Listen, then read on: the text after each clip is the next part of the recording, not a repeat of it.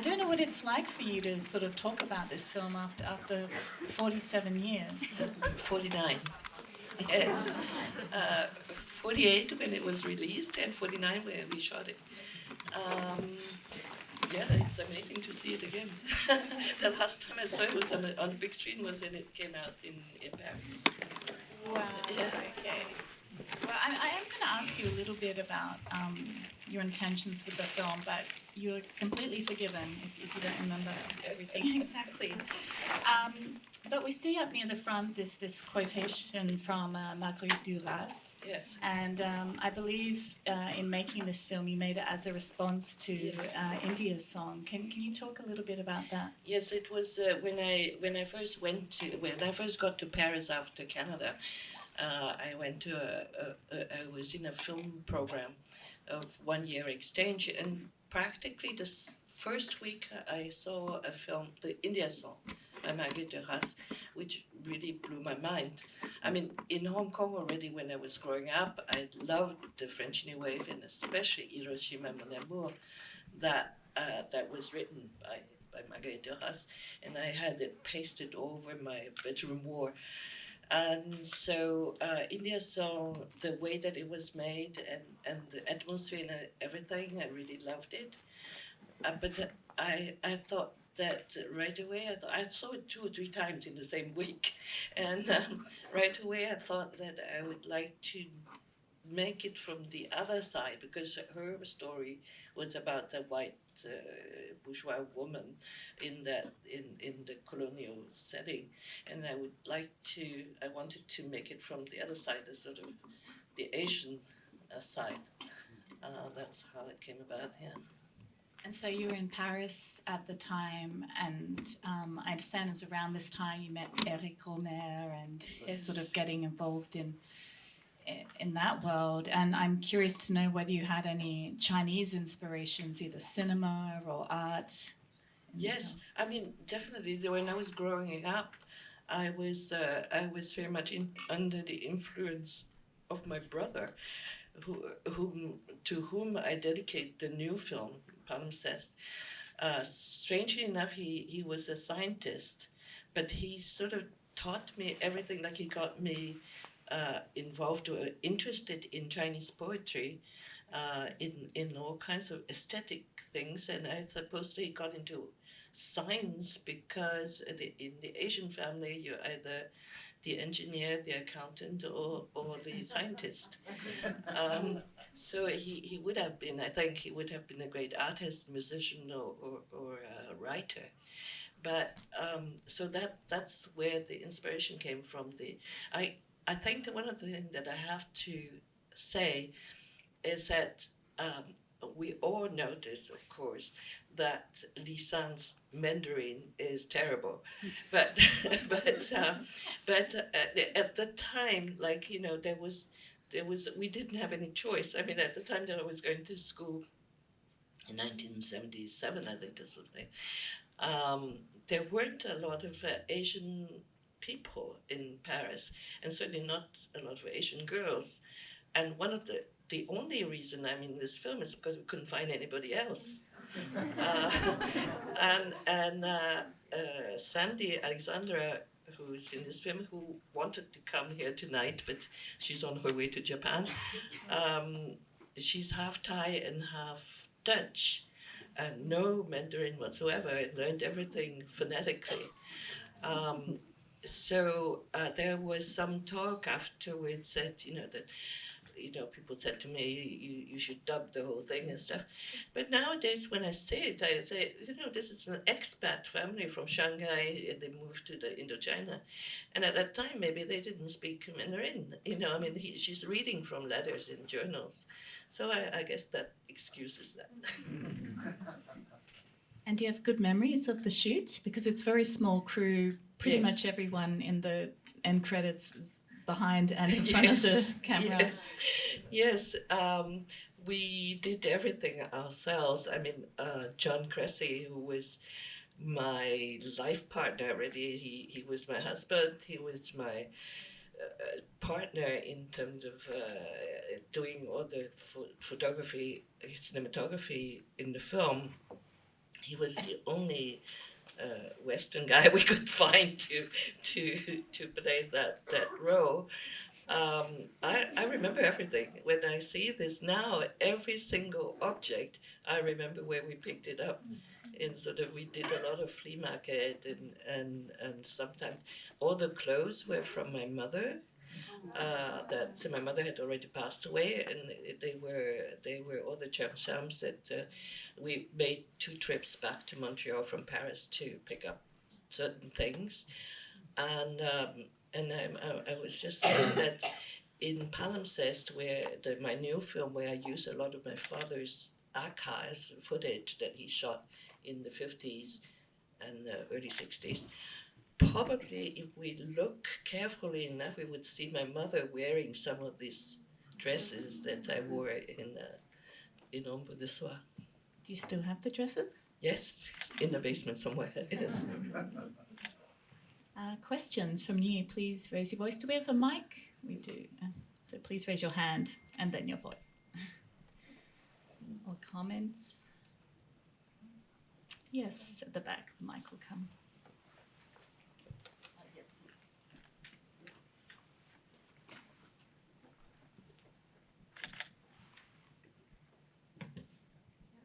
Thank you, director. I'm just curious, is any of this story is partially or fully based on a true story, like that you have heard of or experienced of? Because I was surprised to see that one of the girl went to Wellesley, because I went to Wellesley too. to the Wellesley, really? Okay. Yeah. I was supposed to go to Wellesley. Yes. At a certain time, Hong Kong in that sort of that kind of family, which is the way that they ascended socially, is described in my palimpsest. That you're supposed to go to this kind of exclusive schools. And so some counselor said to my mother, enroll her in Wellesley.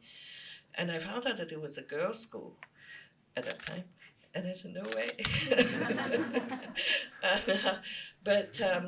It is based on real stories.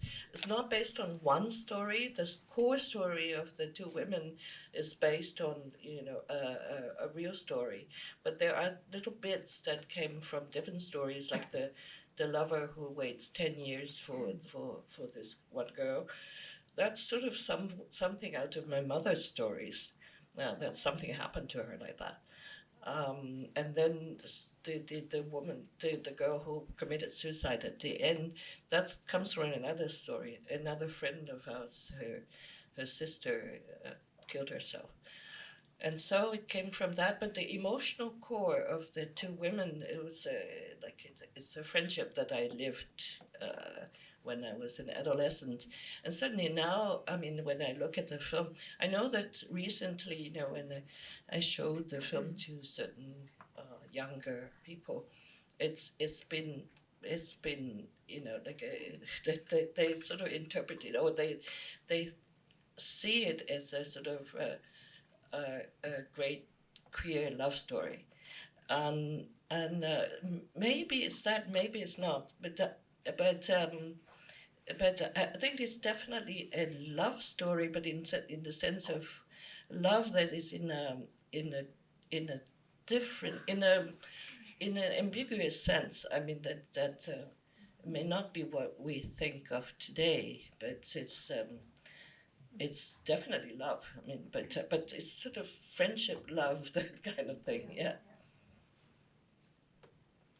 And I think that maybe, if I could add this, maybe the ambiguity is what killed her. Like that it's not so defined like we can define it today. Oh, that's an interesting reading. That's a palimpsest. Yes, it is. From a contemporary perspective. I like that. I wanted to ask, in the middle of the film, there's this scene at the banquet where it suddenly becomes a series of still shots. It's very interesting. What prompted that? Well, we didn't have any money.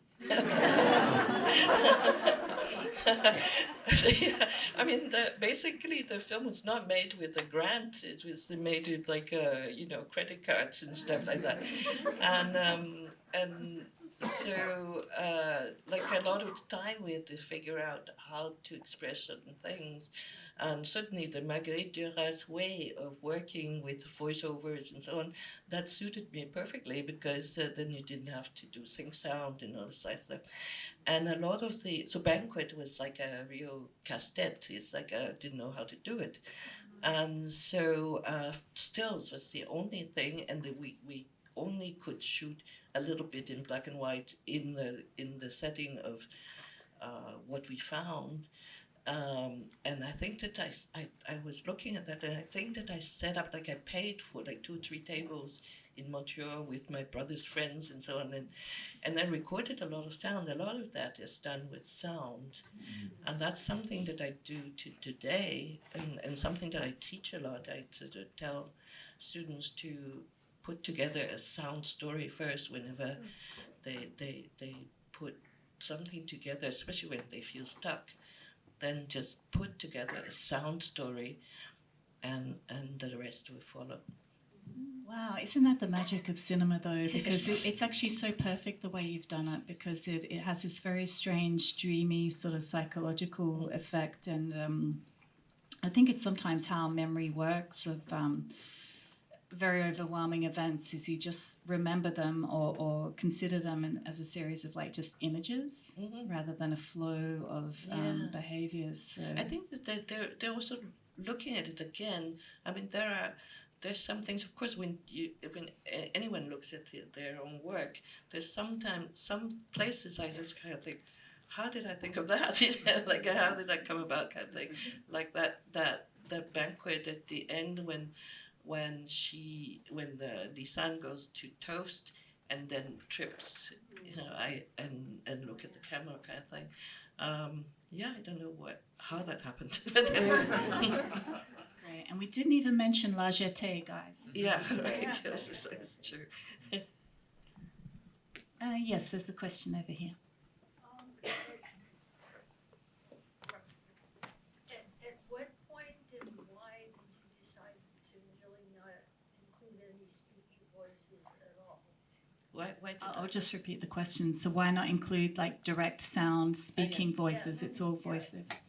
Yes. Was it just what, I guess, First of all, it would have been more expensive. We would have to rent sound material, and also that would. It's what I wanted was something like a little bit dreamy, but it's also memory. It's like something that is, again, is a theme that is in Palimpsest in the new film. Is memory reliable? I mean, we may be hearing some things that are not on the image. Is it at the time, was it said like that? And I think there's sort of a separation of sound and image, and also a separation of reality and maybe what was remembered, kind of thing. It was intentional and economical as well. Oh, more hands now. Yes, just in the back here. Hello, Mary. Hi. I understand Cantonese, Mandarin, and also French. So in this film, there's so much thing that brought me also connected to it.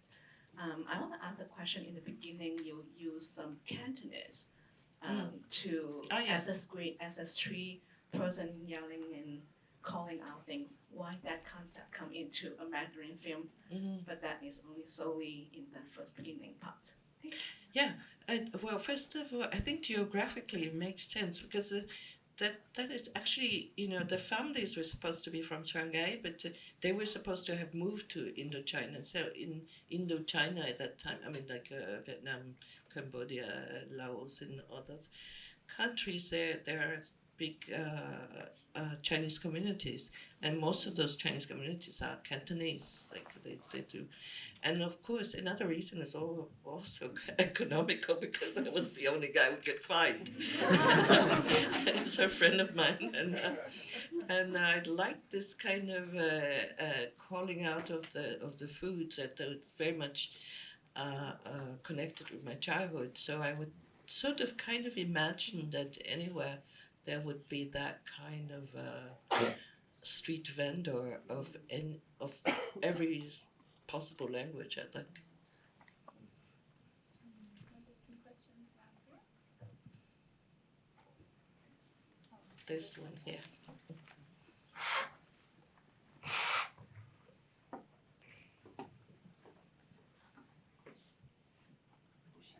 Hello. First, I find your film very avant-garde. It's really, really nice, that movie. And so I was wondering, I think already back then it's a very special film, right? In Paris, as you said before, like Asian women, or even like women, that theme in general, right? So I was wondering, how do you think the perception changed from back then up to now? Do people, what's your feedback that people give you also? You mean about the women, women's the relationship? movie in general, I feel like the theme itself. Yeah. But I mean, I think also in times I was before Yeah. like living in Paris. There are like the Asian community is growing there, right? So I feel first of all that changes, but also the theme women in general. Right. I think that now, that's something that I thought about when I was looking at it again. That at the time we didn't think about it, but now when I look at it again, I thought, oh wow, that's very daring. But then that's not, we're not in the 1940s. It was made in the 70s.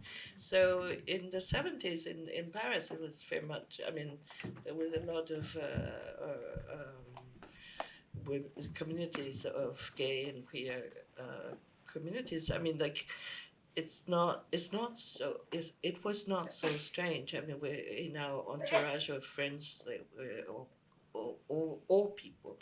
And in fact, my second film that we couldn't find, that M+ wanted to restore, made in 1980, was about a woman's relationship with a couple of men, one of whom was gay. And so nowadays, we look at it and we may think that, in fact, somebody, I forgot who it was, said that it's one of the first films about gay men without being condescending. And but now it's like, of course, it's like very common. And well, I think that it's strange. We think of the night, when you look back like that, 49 years ago, we think of it as the Middle Ages, but it was not. It was very advanced. Yeah, we were out there. Yes.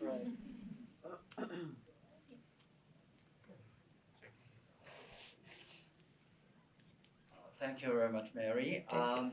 Now, actually, my friend also has a question, but I asked mine first. Okay. Yeah. Now, the Indochin, the Indo-China setting was a conscious reference to Indian song. I mean, to Khan. I mean, because that's one reason. So where was the set? I mean, that house. Where was that?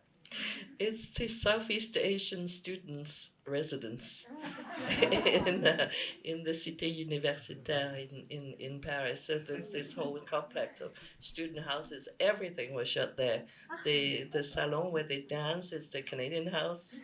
The garden outside, there's the long traveling, is the American house. And so mainly the garden and the Southeast, the Asian house is the Southeast Asian house. We rented a hotel room for one night in Regina, I think, Hotel Regina. That's where the room was. And in fact, I mean, we broke our little piggy bank and rented the room for one night. I think that we didn't want to waste it. Anne Martin, who co-wrote this with me, who is in California now, who is the dancing girl, one of the dancing girls. She didn't want to waste the room, so she volunteered to sleep in the room that night. And, so everything was found there. In fact, the little street where the two cars were parked, it's just a tiny street in the 16th arrondissement in Paris. Nowadays, you can't go in anymore. These are all locked communities, gated kind of communities. But in those days, you could just walk in and move the car there. And we rented these two cars from an older gentleman who rented them to us cheaply, and he liked us. And one of them, the blue car, was actually used in Bertolucci's Conformist. So I was very proud of that.